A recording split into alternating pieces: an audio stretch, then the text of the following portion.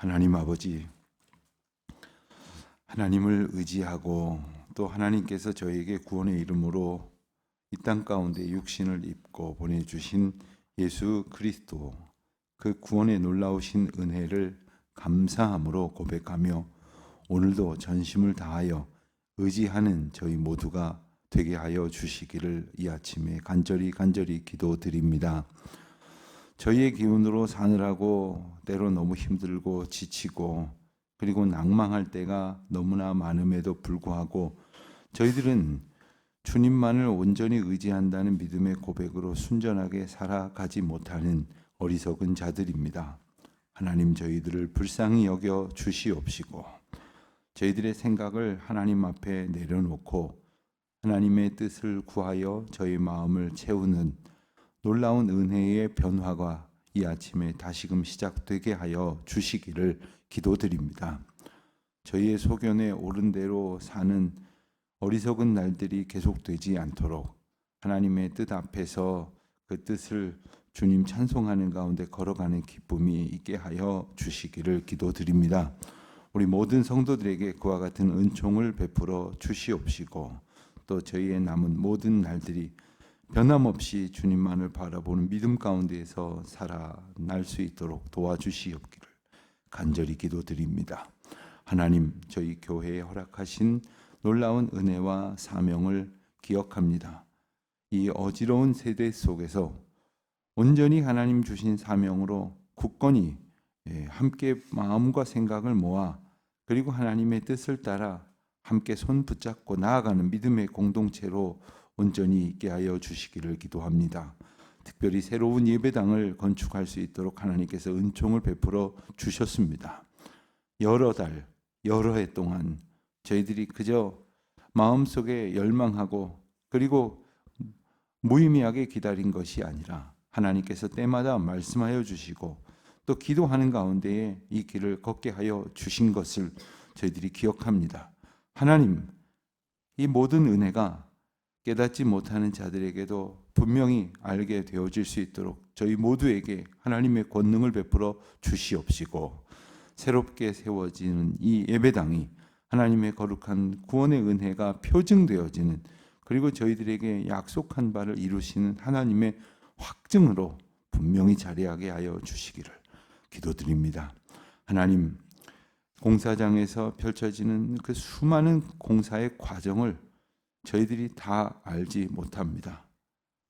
하오나 하나님께서 그 모든 것을 다 아시고 예비하여 주신 은혜 가운데 오늘도 붙들어 주실 줄 믿사오니 조그마한 공정 하나하나도 어그러짐이 없도록 주님 도와주시옵시고 혹 공사를 하는 과정에서 저들이 실수하는 일이 없도록 또 깨닫게 되어지는 그러한 부족한 면이 있다면 하나님의 은혜를 힘입어서 잘 고쳐 나아갈 수 있도록 그리고 하나님께서 예비하신 은혜 가운데로 잘 걸어갈 수 있도록 도와주셔서 그 공사의 모든 과정이 속히 잘 맞춰질 수 있도록 은혜를 베풀어 주시옵소서. 외장 공사가 어느 정도 맞춰지고 이제 내부의 모든 설비들이 갖추어지는 시기입니다. 여러 회사가 함께 이제 힘을 모아야 되는데 그 모든 과정 속에서 하나님께서 조정자가 되어 주시옵시고 하나님의 지휘 아래 성령 하나님께서 인도하시는 그 은혜 가운데 모든 것이 합력하여 선을 이룰 수 있도록 주님은 종 베풀어 주시옵소서. 하나님, 저희들에게 연약함이 있고 또 저희 성도들 가운데 육신의 고통으로 힘겨워하는 이들을 저희들이 서로 바라보면서 그때마다 더욱 주님 의지하게 하시니 감사합니다. 도우시는 손길을 보게 하시니 감사하옵고 고치시는 능력을 깨닫게 하시니 감사드립니다. 저희의 남은 모든 삶 동안에 하나님께서 허락하시는 은혜 안에 온전히 하나님을 찬송할 수 있는 기운을 누리며 살게 하여 주시옵소서. 분명코 시간이 지남에 따라 저희들은 연약해질 수밖에 없사오나 오히려 저희의 믿음이 더욱 든든해지는 복을 얻게 하여 주시옵소서. 이번 주간부터 시작되어지는 가을학기 성경 공부를 하나님께서 복 주시사 저희들이 말씀을 알아가는 놀라운 하나님의 은혜 안에 풍성한 결실을 얻는 가을 되게 하여 주시옵소서. 하나님, 이제 말씀을 봅니다.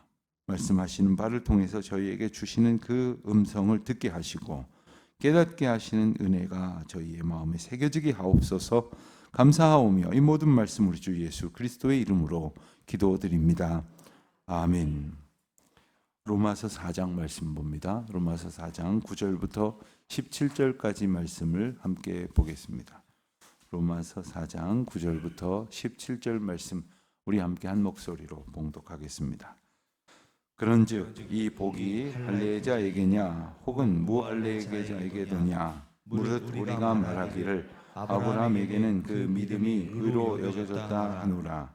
그런즉 그것이 어떻게 여겨졌느냐 할례시냐 무할례시냐 할례시가 아니요 무할례시니라. 그가 할례의 표를 받은 것은 무할례시의 믿음으로 된 의를 인친 것이니 이는 무할례자로서 믿는 모든 자의 조상이 되어 그들도 의로 여기심을 얻게 하려 하시니라. 또한 할례자의 조상이 되었나니 곧 할례 받을 자에게뿐만 아니라 우리 조상 아브라함의 무할례시에 가졌던 믿음의 자취를 따르는 자들에게도 그러하니라. 아브라함이나 그 후손에게 세상의 상속자가 되리라고 하신 언약은 율법으로 말미암은 것이 아니요 오직 믿음의 의로 말미암은 것이니라. 만일 율법에 속한 자들이 상속자이면 믿음은 헛것이 되고 약속은 파기되었느니라. 율법은 진노를 이루게 하나니 율법이 없는 곳에는 범법도 없느니라. 그러므로 상속자가 되는 그것이 은혜에 속하기 위하여 믿음으로 되나니 이는 그 약속을 그 모든 후손에게 굳게 하려 하심이라. 율법에 속한 자에게뿐 아니라 아브라함의 믿음에 속한 자에게도 그러하니 아브라함은 우리 모든 사람의 조상이라. 기록된 바 내가 너를 많은 민족의 조상으로 세웠다 하심을 같으니 그가 믿은 바 하나님은 죽은 자를 살리시며 없는 것을 있는 것으로 부르시는 이시니라. 아멘. 로마서의 주제를 한마디로 말한다면 이신칭의, 그러니까 믿음으로 의롭다 칭함을 받는다 라는 말입니다. 이신칭의, 이것이 로마서의 주제일 뿐만 아니라 기독교 교리의 가장 핵심이 되기도 합니다.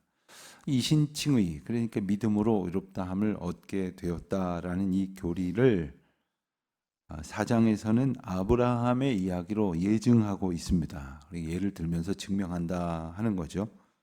그래서 오늘 본문에는 어제 8절까지의 말씀에 이어서 그 이야기를 좀 더 심층적으로 다루고 있습니다. 어제 8절까지의 말씀만으로도 사실 아브라함과 의라는 주제로 설명이 충분합니다만은 오늘 말씀을 통해서 그 깊이를 더하고 있다, 이렇게 이해를 할 수가 있겠습니다.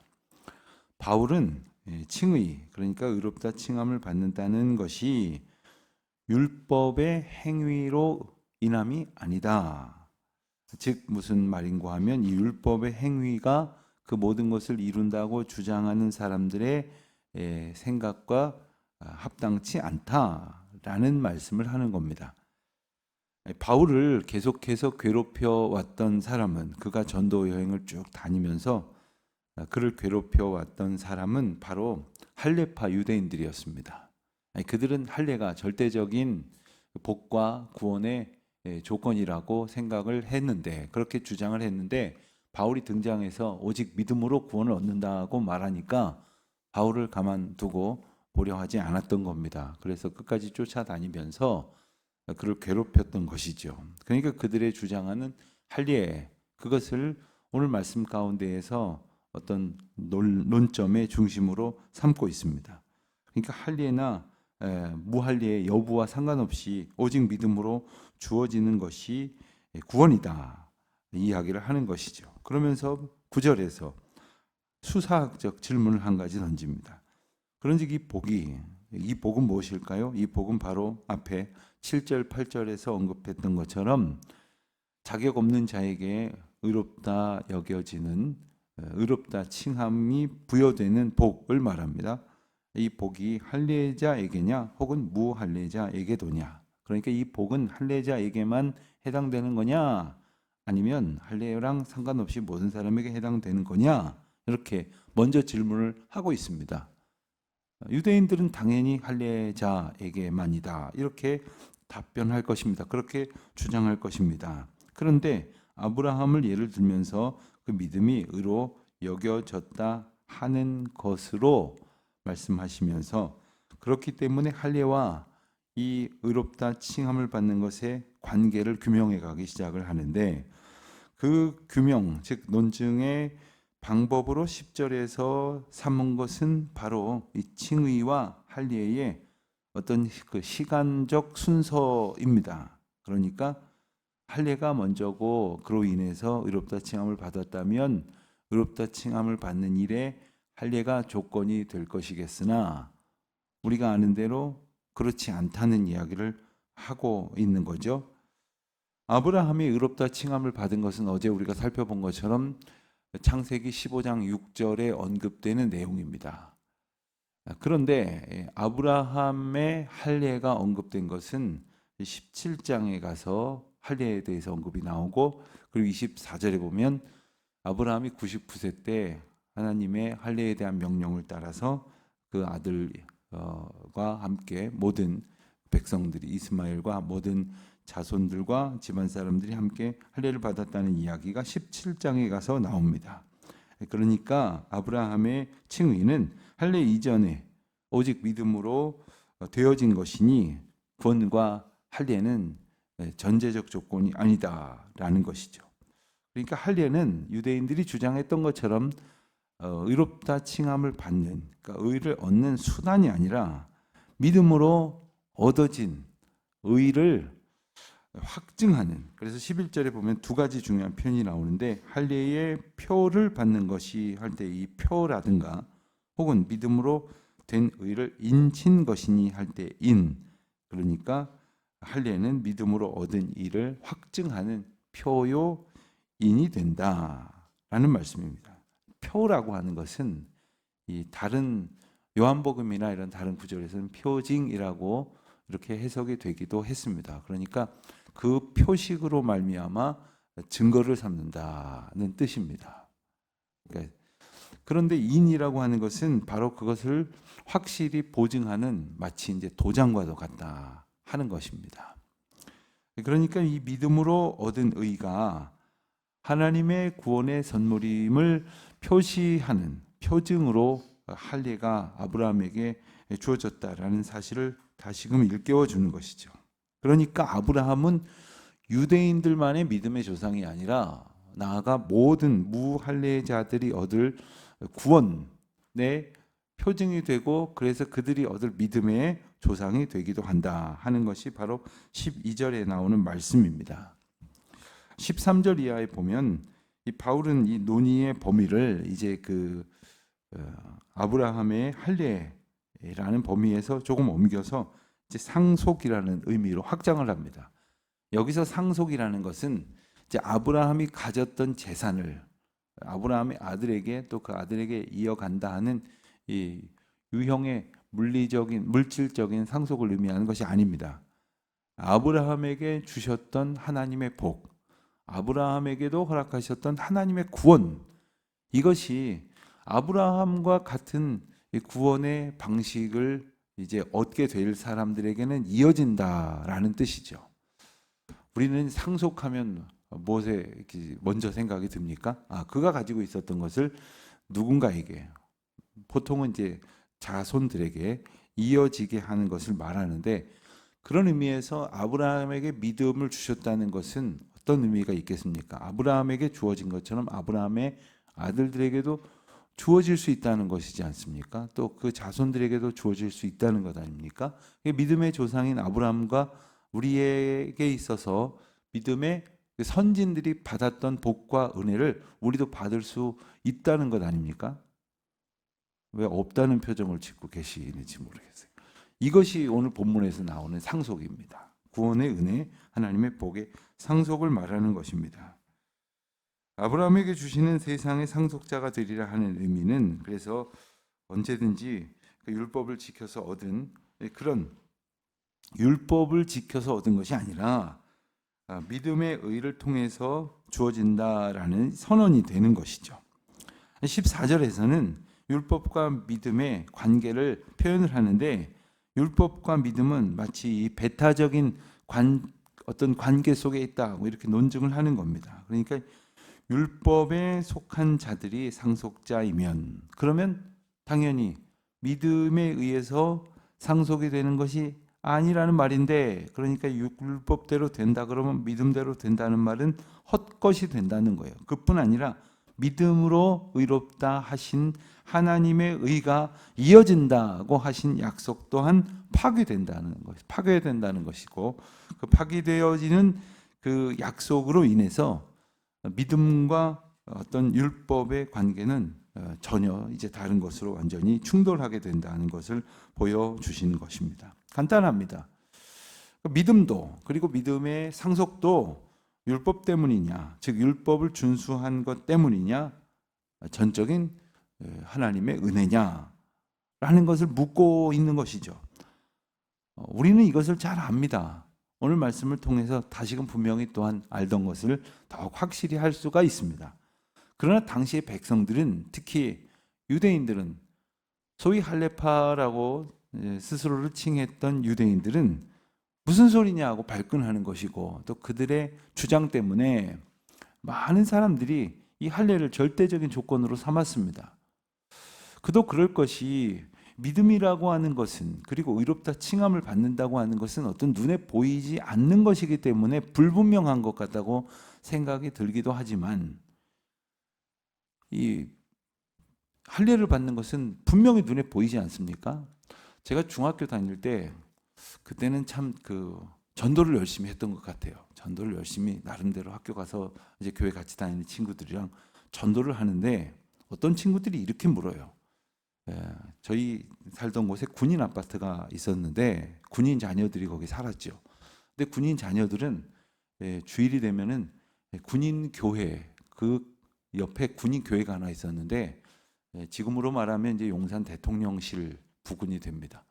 그 대통령실 부근에 저도 가보니까 교회가 있고, 놀랍게도 그 바로 옆에 성당이 하나 있고 바로 옆에 절이 하나 있더라고요. 이렇게 나란히 놓고 그쪽에 있었던 군 자원들이 종교를 선택할 수 있도록 그렇게 했던 겁니다.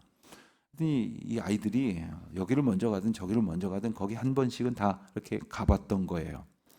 그런데 절에 갔더니 그 수계라는 것을 한다고 하는 거죠. 수계라는 것이 여기 팔뚝에다가 뭐 이렇게 마치 이렇게 그 뜸을 놓듯이, 그러면서 이제 우리로 말하면 세례식을 하는데 이렇게 여기다가 이렇게 뜸을 두고 한다는 겁니다. 그러니까 이제 거기 갔다 온 친구들 하는 얘기가, 거기는 뭐 표시를 해주는데 교회 갔더니 네가 이제 믿음으로 구원을 얻었다 이렇게 말하니까 뭐 아무것도 없는 것 같더라는 거예요. 참 지금 생각해봐도 중학생 수준에서 할 수 있는 생각이었다고 여겨집니다. 이게 사람들이 흔히 보기를, 여기다 뭐라도 하나, 이 불자국이라도 하나 이렇게 내놓으면 내가 뭘 받았다 이런 표시라고 삼는 거예요. 그러니까 이것을 오히려 그럴듯한 것으로 여기게 되기 쉽다는 거죠.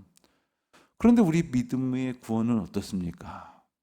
정말 몇 가지 가르쳐주고 몇 가지 묻는데, 그렇다고 대답을 하면 믿음이 생겼다고, 믿음을 가졌다고, 이제 세례받자고 하는 그것이 어떤 그 구원의 의미를 확실히 깨닫지 못하는 사람들한테는 어쩌면 좀 불분명한 것처럼 생각이 들기도 한다는 거죠.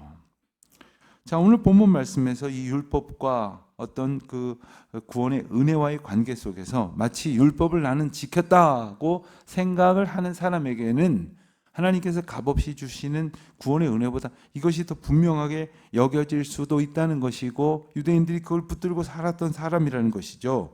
그런데 오늘 다시금 율법의 의미에 대해서 분명히 일러주시기를 15절에 보면, 율법은 진노를 이루게 하시나니 하나니 율법이 없는 곳에는 범법도 없느니라. 다시 말하면 율법은 죄가 죄인 것을 알게 해주시는 것이란 말이에요. 근데 이 율법이 없는 사람은 그 죄가 죄인지도 모르니까, 죄가 없어서가 아니라 그 죄가 죄인 줄 모르므로 자기가 죄지었다고 생각을 하지 않는다는 거죠. 오늘날 우리가 살아가는 많은 법 체계가 있습니다. 이 법을 알지 못하면 무엇이 합법이고 불법인지를 알지 못하기 때문에 막 죄를 짓기도 하고 뭐 불법과 합법을 넘나들 것입니다. 그러나 그 법을 모른다면 모르기 때문에 기껏 한다는 말이 나는 몰랐다. 그러므로 내게 죄가 없다고 주장을 하게 되지 않겠습니까? 그러나 그 율법은 그 행동이 죄라고 하는 것을 보여줌으로써 이제 더 이상은 이 죄의 처벌을 받을 만한 일을 하지 않도록 구원을 하시려는 하나님의 은혜의 방편이라는 것을 깨닫게 하시는 것입니다. 16절 말씀을 보면 이제 앞선 그 상속에 관한 그 논쟁에 아주 분명한 결론이 이어집니다. 상속은 믿음으로 말미암는다. 우리에게 오직 믿음으로 의롭다 칭함을 받게 하신 은혜를 베푸신 것처럼 이 믿음의 상속 또한 오직 믿음으로 말미암는다는 것입니다.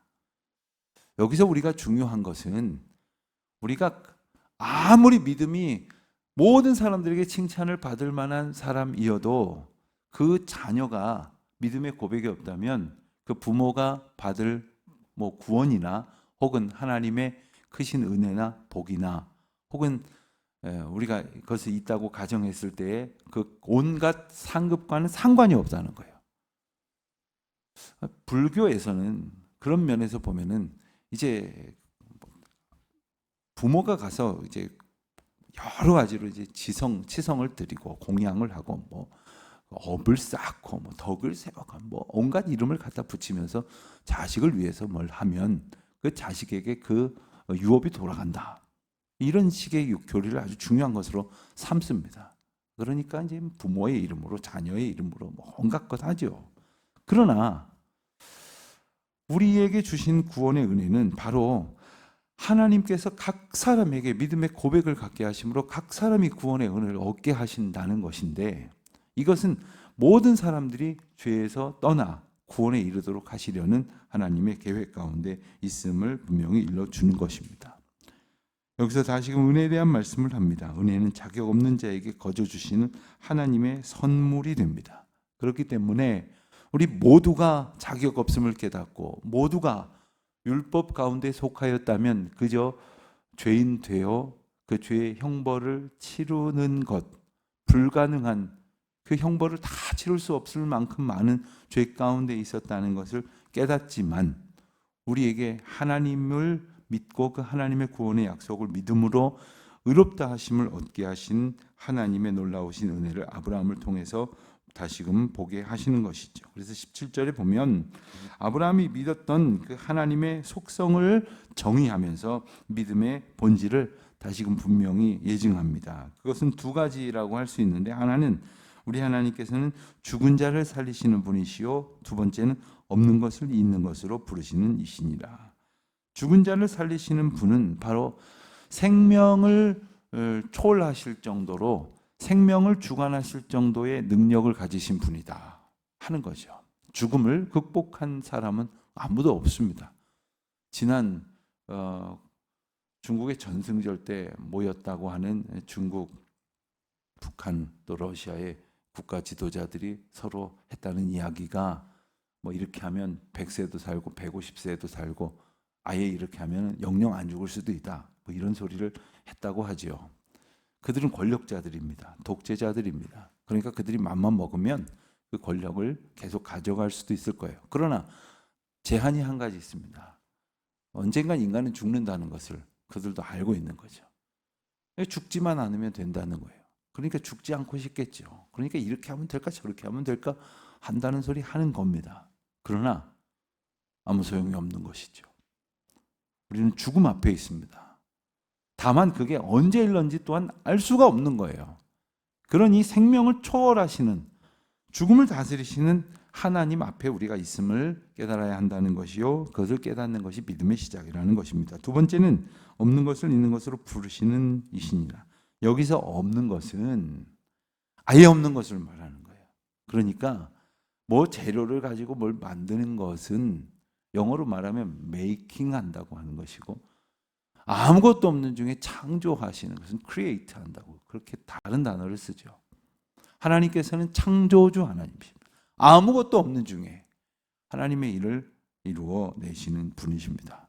오늘도 우리가 우리의 생명을 다스리시는 하나님, 없는 것 가운데에서도 하나님의 모든 것을 기꺼이 여시는 하나님, 그러니 하나님을 의지하지 않는다면 우리가 어떻게 살 수 있겠으며, 하나님이라면 무엇이든 못하시겠습니까? 온전히 그 믿음을 가지고 주님만 바라는 믿음의 고백으로 살아가는 저와 여러분 되시기를 주님의 이름으로 축원드립니다.